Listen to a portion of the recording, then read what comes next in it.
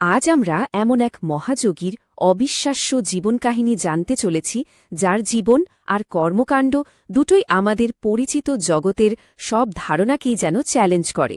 তিনি হলেন বাবা লোকনাথ, ভারতীয় আধ্যাত্মিকতার আকাশে এক কিংবদন্তি। চলুন তার এই অত্যন্ত শক্তিশালী আর বিখ্যাত প্রতিশ্রুতি দিয়েই আমাদের আজকের আলোচনাটা শুরু করা যাক।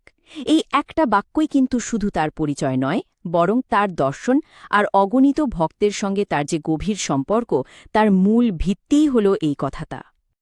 ১৬০ বছর ভাবা যায়? এটা কিন্তু কোনো পৌরাণিক গল্পের বানানো সংখ্যা নয়। ১৮ আর ১৯ শতক জুড়ে বিস্তৃত এক মহাযোগীর বাস্তব জীবনকাল এটা। আর এই অবিশ্বাস্য দীর্ঘ জীবনটাই তার কাহিনীকে এক অন্য মাত্রায় নিয়ে গেছে। তো কে ছিলেন এই বাবা লোকনাথ? তাঁকে প্রাচ্য দর্শনের অন্যতম প্রভাবশালী গুরু হিসাবে মানা হয়, কিন্তু তার পরিচয় শুধু জ্ঞান বা দর্শনের মধ্যেই সীমাবদ্ধ ছিল না। তার শারীরিক বৈশিষ্ট্যগুলো ছিল একেবারেই সাধারণের ঊর্ধ্বে, যা ছিল তার বহু বছরের যোগ সাধনারই এক জীবন্ত প্রতিফলন। তার এই শারীরিক গঠন কিন্তু কোনো অলৌকিক ব্যাপার ছিল না, বরং এটা ছিল কয়েক দশক ধরে নিজের শরীর আর মনের ওপর চালানো কঠোর সাধনার ফল। ভাবুন একবার, কোনো পোশাক ছাড়াই হিমালয়ের ঠান্ডা সহ্য করা বা পলক না ফেলে তাকিয়ে থাকা, এগুলো আসলে প্রকৃতির নিয়মকে অতিক্রম করে যাওয়ার এক জীবন্ত উদাহরণ ছিল। এই অবিশ্বাস্য জীবনের শুরুটা হয়েছিল সেই ১৭৩০ সালে বাংলার এক খুব সাধারণ গ্রামে। তখনকার দিনে একটা ঐতিহ্য ছিল, সেই অনুসারে তার বাবা মা কথা দিয়েছিলেন যে তাদের এক পুত্রকে তারা ঈশ্বরের সেবায় মানে সন্ন্যাসের পথে উৎসর্গ করবেন, আর সেই নির্বাচিত সন্তানই ছিলেন লোকনাথ। মাত্র ১১ বছর বয়স, ভাবুন তো একবার। পরিবার, খেলার সাথী, চেনা পরিবেশ সবকিছু ছেড়ে এক অনিশ্চিত আধ্যাত্মিক পথে পা বাড়ানো। সিদ্ধান্তটা কতটা কঠিন ছিল সেটা আমরা আন্দাজ করতে পারি। আর এই কঠিন যাত্রায় তিনি কিন্তু একা ছিলেন না, তার সঙ্গে যোগ দিয়েছিলেন তারই ছোটবেলার বন্ধু বেনি মাধব। আর এখান থেকেই শুরু হয় তাদের দীর্ঘ সাধনার পথ। এরপর তার জীবনের যে অধ্যায়টা শুরু হয়, সেটা ছিল মানুষের ধৈর্য আর সহনশীলতার এক চরম পরীক্ষা। কয়েক দশক ধরে তিনি এমন কঠিন প্রশিক্ষণের মধ্যে দিয়ে গিয়েছিলেন যা আমাদের কল্পনারও বাইরে। এই সাধনাকে বলা হয় তপস্যা। এখন তপস্যার মূল উদ্দেশ্য কিন্তু শুধু শরীরকে কষ্ট দেওয়া নয়।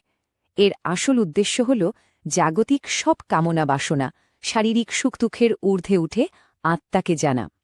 এটা ছিল নিজের ভেতরের সমস্ত সীমাবদ্ধতাকে পুড়িয়ে ফেলে এক বিশুদ্ধ চেতনায় পৌঁছানোর তীব্র প্রক্রিয়া। একবার শুধু কল্পনা করার চেষ্টা করুন, ৪০টা বছর ধরে দিনের পর দিন উপোস করে থাকা, পোকামাকড় বা বন্যজন্তুর ভয়কে তুচ্ছ করে গভীর জঙ্গলে ধ্যান করা, আর সারা জীবন কঠোর ব্রহ্মচর্য পালন। এই নির্বেদ সাধনার মাধ্যমেই তিনি শরীর আর মনের উপর এমন এক নিয়ন্ত্রণ অর্জন করেছিলেন যা সাধারণ মানুষের পক্ষে প্রায় অসম্ভব। প্রায় ৮০ বছরের কঠিন সাধনার পর অবশেষে সেই মুহূর্তটা এলো। ৯০ বছর বয়সে তিনি হিমালয়ের কোলে লাভ করলেন দিব্যজ্ঞান বা পরম সত্যের উপলব্ধি।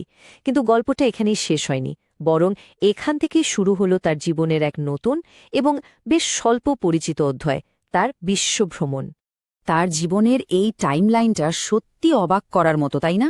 যে বয়সে সাধারণত মানুষের জীবন প্রায় শেষের দিকে থাকে, সেই ৯০ বছর বয়সে তিনি তার আধ্যাত্মিক জীবনের শিখরে পৌঁছেছিলেন। এ থেকেই তার অবিশ্বাস্য মানসিক শক্তি আর অধ্যবসায়ের পরিচয়টা পাওয়া যায়। তার এই ভ্রমণটা কিন্তু নিছক দেশ দেখার জন্যে ছিল না, এটা ছিল সত্যের এক বিশ্বজনীন খোঁজ। তিনি পায়ে হেঁটে মক্কা থেকে শুরু করে জেরুজালেম, এমনকি বরফে ঢাকা আর্কটিক অঞ্চল পর্যন্ত গিয়েছিলেন। এটা প্রমাণ করে যে তার দর্শন কোনো একটা ধর্ম বা ভৌগোলিক সীমানার মধ্যে আটকে ছিল না। তিনি সব পথের মধ্যেই সেই এক পরম সত্যকে খুঁজছিলেন।